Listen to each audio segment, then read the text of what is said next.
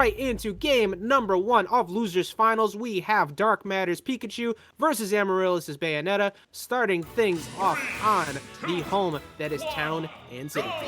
And yeah, you want to maybe a preview of what might happen at Xeno Wi-Fi. This is an all tri-state Losers Final right here. Amaryllis going right up and bringing Pikachu to the sky. Let's see how you work as a flying type Pikachu.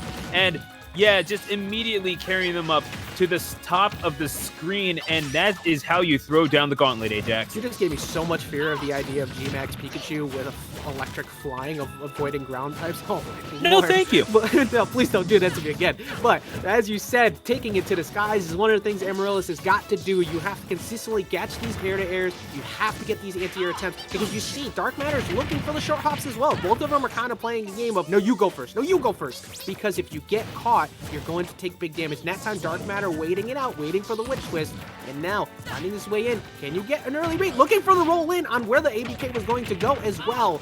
Looking for good positioning, trying to look for an early down air. But Amaryllis, currently with percent lead, can find a KO soon. Get one of those back airs at the ledge. And I mean, what a nightmare that's going to be for Amaryllis. Just in disadvantage in general, you certainly don't have to worry about that if your aim is good enough. So they will have Pikachu in their sights, pull the trigger, and they don't miss from that range. Amaryllis drawing first blood in game number 1. But I do like the general game plan that DarkMatter is piling on right now, Ajax. Maybe piling on isn't the right word. Laying out, more like.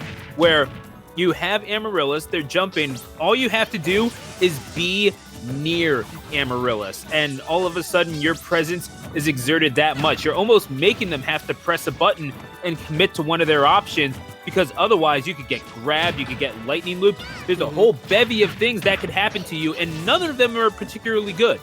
Yeah, Skull Bash definitely not the anticipated one, probably not the option that he was looking for there. But this is one of the things, when you're in this position, it's actually a great spot for Bayo. As you see, just walking away, looking for the commitment. But you can afford to just let Pikachu come in, get as much free damage as possible, as Amaryllis is doing so far, and this makes it so stressful for DarkMatter to find the KO. Because as this progressively increases, that is the position you have to avoid. That witch time is coming through. Thank you, Fallen Sky, all as well, coming through with that follow. Dash attack will put Amaryllis into disadvantage, but again, it's guns doing their work, and DarkMatter not able to get below the ledge to even attempt a recovery. That is just a rat body flying through the skies of Town and City, and Amaryllis cleaning up the scraps. Yeah, once again, kind of similar. Oh, there we go. Getting a very awkward hit off the bottom of the stage there. No tech. But still, up 2 stocks right now. One of the things that has consistently happened to DarkMatter throughout these sets, as we saw with Plus and in this one, is the air dodge punishes. Got caught once again with that gunshot and was getting pressured on the left side of the stage too. So if we can see maybe some change-up recoveries from those quick attacks, we might be able to see some different gameplay. Good job jumping out of that time. Unfortunately, though, no quick attack back to ledge, and that's going to be game number 1 going to Amaryllis in this best of 5. Making it easy. Now, in all fairness to Amaryllis, could very well have been a 3 stock, though. I do think that Thunder was untechable, if I'm not mistaken. But yeah, that's game number 1 to Amaryllis, who really handling the Pikachu pretty darn well. You know, this is not what we were expecting. I mean, we were definitely expecting Amaryllis to contend, but I mean, you're seeing DarkMatter kind of head off of the screen a little bit, head out of the ring. Maybe second guessing the Pikachu pick in the face of what was a very good Bayonetta. I think we see a stage pick first, because actually, never mind. It is going to be the net. So wow. The reason why I was thinking this is because Amaryllis definitely is well practiced in this matchup. We saw it, like you were talking about before, making their way to grand finals and consistently in top 8. Had to fight Tony Pajamas not that long ago and put one handily 2 games up before Tony switched to the Inkling. So this is going to be a test of how well DarkMatter can catch the approach options of Amaryllis. Because one of the things as a Bayo is you don't want to get grabbed often, but you can challenge all of these aerials from Nest with these switch twists. And like so, you're seeing just the pressure stay relentlessly on. It's making it hard for DarkMatter to find his way in.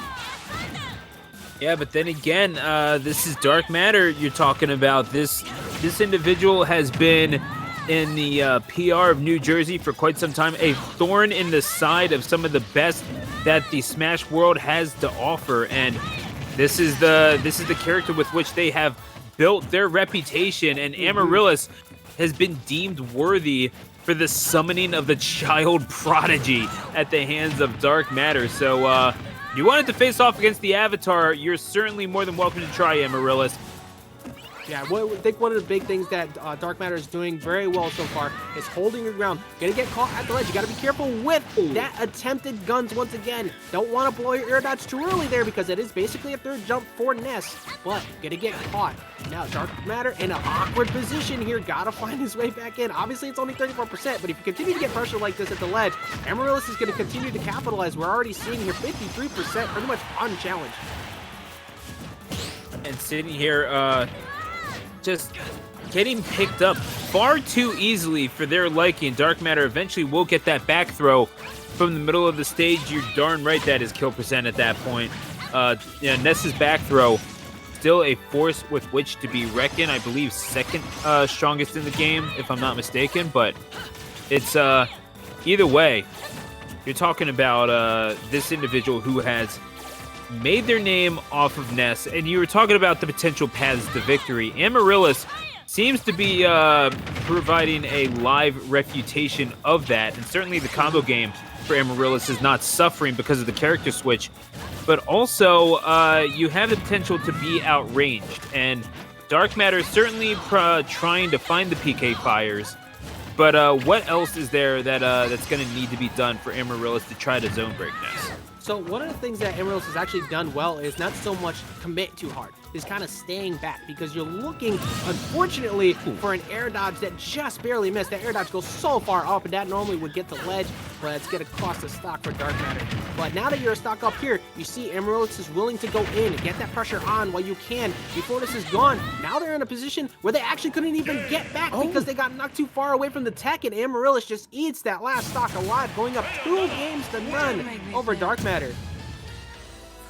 So now this is where things get interesting. I mean, if you're Amaryllis, this is a dream scenario, to be completely honest. Like, you are more than okay with that, but then you're also kind of wondering, what in the world could possibly lie ahead? I might have just awakened a sleeping giant in DarkMatter, and it kind of it might make some of the weak some that are weak of heart just a little bit weary, but yeah, if you're DarkMatter, what are you thinking right now? I think the big thing for DarkMatter is obviously, you have to put those SDs in your back pockets. Like, okay, I missed the snap the ledge. That's fine. It sucks, but it's whatever. And then the early edge guard, it was just a really good edge guard by Amaryllis in that situation. I missed the tech, but I still have games to play. A lot of times when those situations happen, it can derail somebody's mentality. But like you said, DarkMatter has been around for quite a bit, understands how this works, and a smaller stage here, definitely a little bit better, because one of the things that DarkMatter was having trouble with was closing the gap and shutting down Amaryllis' gameplay. Now you've completely reduced that stage presence, and you can find a few more punishes like so. Amaryllis still does a good job here as well, because you do have a smaller room to work with in order to capitalize on big damage. But I think DarkMatter is much better here on the stage compared to Talon. Should be noted, however, that the last time Amaryllis found themselves in a loser's final, they did wind up facing Dylan, and the score of that one was 3-0 in favor of Amaryllis. So we'll have to see if history repeats itself here, just a little less than a month on.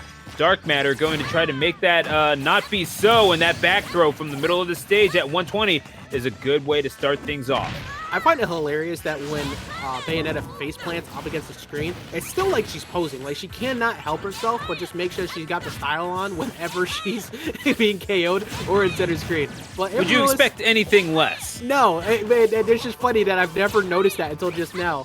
But it's definitely one of the good things for Amaryllis is that you have 2 stocks, you have 2 games up. So currently this stock lead is not too bad. Good job recognizing that position. It's like, you know what? If they happen to commit to this, I could possibly get this forward smash off. Granted, PK Thunder 2 at 39%, you never know, it might just KO. But it's still good, closing out the gap, and now starting to find their way in. Big thing is, can DarkMatter shut this down? Because he was looking at a pretty comfortable lead at the beginning of this game. Yeah, but that's the thing. When you get when you let Amaryllis get in with the combo game, you are in a world of hurt already. So that's going to be, again, getting that tilt in and just getting scooped up a little too easily. DarkMatter is doing okay with keeping things at an even enough percentage, but is even enough Ajax? No, honestly, at this point, like when you're behind 2 games like this and you're starting to get compiled, like we always say, easier said than done, but you really want to just close out the game with a near dominating victory or a heartbreaker. You want to make your opponent be very upset with the way that they played in that match to try and get them in a position where you could start not only getting some momentum, but get them playing worse. Now that forward air, great call on that jump, but Amaryllis still not just kind of pushing too hard, but running head first into the PK fire, not something the Dr. Akaba recommends, but that Witch Time is. That's going to close that stock out. We're currently looking at what could be the last stock of DarkMatter's run here in this tournament, unless he can find his way, trying to look for a back air read on that ABK. I like the idea of not stealing out that back throw just yet. You do not want to have that lose expressions by the time you go for the kill. Yeah, it's not a possibility that certainly they want to bring up right now. With Plus waiting in grand finals, DarkMatter is looking for a shot at revenge on them, Plus beating them by a score of 3-2. Close one. It could very well have been a Bayo versus Palu matchup here in Losers Final, but instead it's going to be that back throw catching him on the platform, and you better believe Amaryllis goes up and out on that. So DarkMatter perhaps finding the momentum that they needed, and when Ness has wind in their sails, it is very tough to stop them, Ajax. I like the simplicity in that last play too. You go for the up air just before, so you force them in the position where they're already holding shield because they can't afford to jump away, because an up air again will take out that stock there. So you jump up, you make it look like you're gonna go for that grab on position because they've been holding shield for a while, and then you just wait for Amaryllis to move and choose a defensive option. Gets the grab, closes it out, going into game number 4 with a bit of momentum on DarkMatter's side. However, that was a much better stage, I think, for DarkMatter in that last pick. I think this stage pick here is definitely going to be on a much wider scene, as we see right here, going to PS2, which is what Amaryllis was able to do so well in those first 2 games with more room to play. I mean, this is the thing, though. We've seen Amaryllis go in these insane loser bracket runs, and certainly is not looking to stop here as they look to exert stage control against DarkMatter on Stadium in game number 4.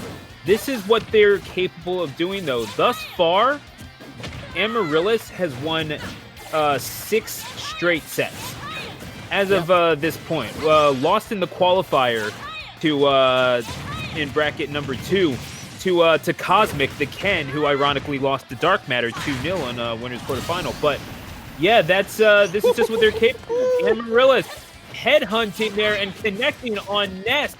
The list of names that Amaryllis has been piling on certainly would not, DarkMatter would not be an unwelcome addition to that list, and Amaryllis still not done.